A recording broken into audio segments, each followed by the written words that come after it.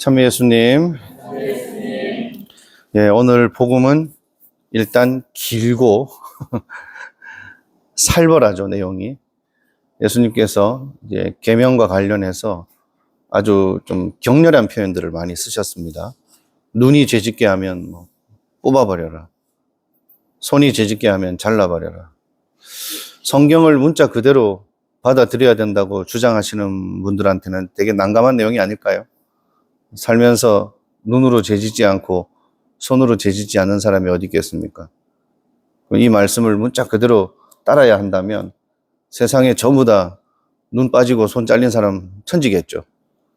예수님께서 이렇게 강한 어조로 말씀하신 그 의도를 우리가 잘 이해를 해야 됩니다.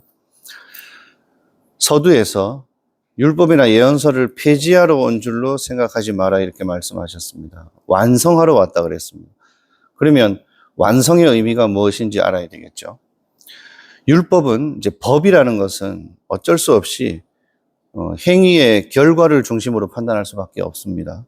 우리가 사회적인 그 법정에서도 보면 누가 이제 범죄를 저지르면 그 사람이 결과적으로 저지른 죄의 무게를 먼저 따지고 그런 다음에 이것이 우발적이었나, 의도적이었나, 그 사람의 이제 지향을 나중에 조금 참작을 하죠.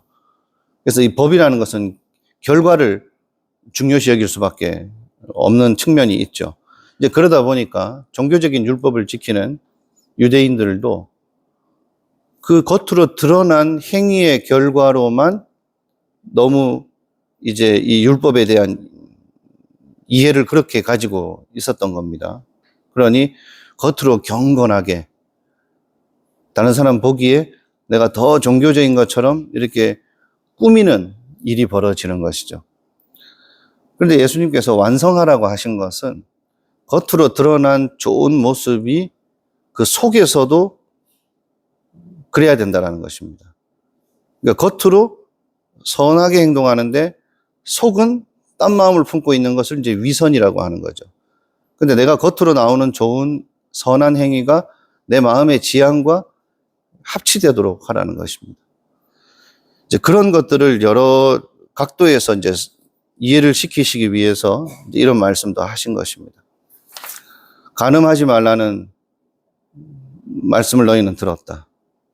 그런데 음욕을 품고 여자를 바라보는 자는 누구나 이미 마음으로 그 여자와 간음한 것이다. 이 뭡니까? 자기 스스로 자기 마음 안에서부터 스스로 엄격성을 가지라는 겁니다. 보통 보면 자기한테는 관대하고 남한테 엄격한 사람들이 많이 있죠. 근데 자기 자신에게 먼저 좀 철두철미한 기준을 적용을 하고 또 인간의 나약함이 얼마나 철저하고 완전하게 사는 게 어려운지를 자기 자신을 통해서 인간에 대해서 배우고 나야 다른 사람에 대해서도 조금 관대해지고 너그러워질 수가 있는 겁니다. 요즘 그 쇼츠 많이 보시죠? 제가 지금 재밌는 게 쇼츠 알고리즘이 그냥 막 랜덤하게 막 보여주잖아요. 그래서 어제 영상을 하나 봤는데 그 부부가 뭐 어디 공연장에 온 것 같아요. 그래서 이제 자매님이 박보검이 얼굴을 보면서 활짝 웃는 거예요. 기분이 좋아서. 그러다가 옆에 남편 얼굴을 보더니 정색을 하는 거야. 이제 재밌다고 올린 거죠. 그게 그 반응이 재밌다고 올린 건데, 그리고 이제 그 다음 영상으로 딱 넘겼는데, 저쪽 이제 서양에서 주로 많이 요즘 유행처럼 찍고 있는 게 뭐냐면, 예쁜 여자가 지나갈 때 자기 남자 눈이 돌아가나 안 돌아가나 이렇게 감시하는 그 약간 챌린지 같은 거 있어요. 그래가지고 이제 같이 커플이 걸어가면서 앞에서 예쁜 여자가 오니까 자기 남자 얼굴을 많이 쳐다봅니다. 끝까지. 자기 남자 눈이 돌아가나 안 돌아가나 보려고. 그러면 이제 남자는 필사적으로 이제 눈 안 돌아가게 하려고 이제 이러고 가는 거예요. 근데 이 영상이 연달아 나오니까 저는 속으로 너무 불공평한 거 아니야? 그렇잖아요. 너무나 이런 것들이 당연한 것처럼. 그러니까 남자가 남자의 본능으로 눈이 돌아가는 거는 막 그 자리에서 응징하고, 여자들은 막 박보검이 얼굴 보면서 막 환하게 웃다가 자기 남편 얼굴 보면 똥 씹은 표정을 하는 것도 여자들의 권리인 것처럼 돼 있는 거죠. 그래서 이거 뭐가 좀 잘못된 거죠. 제가 이 말씀을 왜 드리냐면, 이제 마음에서 시작된다는 겁니다. 마음에서. 우리가 이제 본능적으로 남자의 특징이 있고 뭐 여자의 특징이 있겠죠. 그래서 우리는 완벽할 수는 없어요. 그런데 예수님께서 말씀하시는 것은 실제로 누군가가 살인을 저질렀냐, 뭐 간음이 일어났느냐, 그 사실도 중요하지만 그런 일이 일어나기 전에 마음에서 이미 시작되고 있는 일들, 누군가에 대한 막 분노와 미움이 출발점을 만들어서 싸움과 살인까지 가는 거겠죠. 마음에서 일어나는 음욕이 출발점이 되어서 나중에 뭐 불륜이나 간음까지 가는 거겠죠. 다른 모든 것도 마찬가지입니다. 자기 마음을 먼저 살피라는 것입니다. 그렇게 되면 율법에 목을 매지 않아도 내 스스로가 하느님 앞에서 떳떳하고 자연스럽게 충실하게 살 수 있다는 거죠. 그래서 하느님 보시기에 좋은 모습으로 사는 것만으로 율법에 거리낄 것이 없는 그런 좀 더 완성된 완벽한 삶이 된다는 것입니다. 마음에 여전히 선하지 않은 것을 가지고 있으면서 겉으로만 계속 종교적으로 그것을 해결해 나가는 모습들이 우리 안에도 있습니다. 고해성사 볼 때 똑같은 죄를 계속 반복하면서 짓습니다. 신부님 좀 도와주십시오. 제가 어떻게 도와드려요? 그 마음을 제가 어떻게 바꿔드려요? 본인이 똑같은 죄를 반복한다는 것은 그 마음에서 그 죄를 짓게 하는 마음의 어떤 씨앗을 본인이 해결하지 않고 있다는 얘기죠. 그래서 우리는 우리 내면 안에서 옳고 그름도 따져야 되지만 그것을 완성시키고 더 뛰어넘는 선함을 먼저 갖춰야 됩니다. 양선함이 있어야 돼요. 약간 이런 게 있습니다. 옳고 그름의 문제, 옳은 것은 항상 선한 것인가? 이 질문을 해야 됩니다. 옳고 그름은 정의의 문제죠. 정의의 문제는 여기 계신 분들 머리 숫자만큼 자기 기준이 뚜렷해요. 그래서 무엇이 옳은 것인지 그른 것인지 따질 때 싸움이 일어납니다. 그런데 옳고 그름을 따질 때 그 밑바탕에 내가 선하게 판단하고 모든 것이 이렇게 하나님 뜻에 맞게끔 흘러가게 만들겠다라는 그 지향이 밑바닥에 있으면 우리는 정의의 문제에 있어서도 양선함이 가미된 정의를 찾을 수 있다는 것. 또 한 가지 얘기를 들으면 이제 서울의 뭐 어디 길거리에서 이제 어제 제가 본 기사인데 붕어빵을 파는 할머니가 있습니다. 그래서 붕어빵 4개에 1,000원. 평생 그렇게 팔았대요.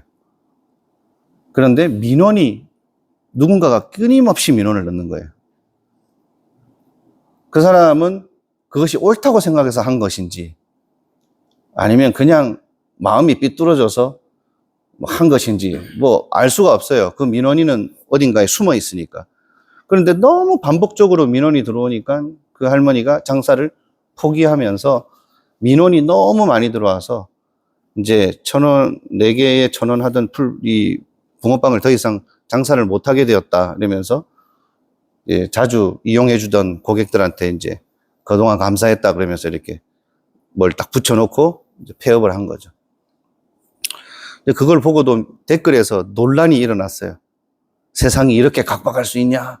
막 이런 사람이 있고, 어떤 사람들은 정식으로 사업자 등록해가지고 뭐 월세 내면서 장사하는 사람들 입장에서는 저게 잘못된 것이다라고도 볼 수 있다.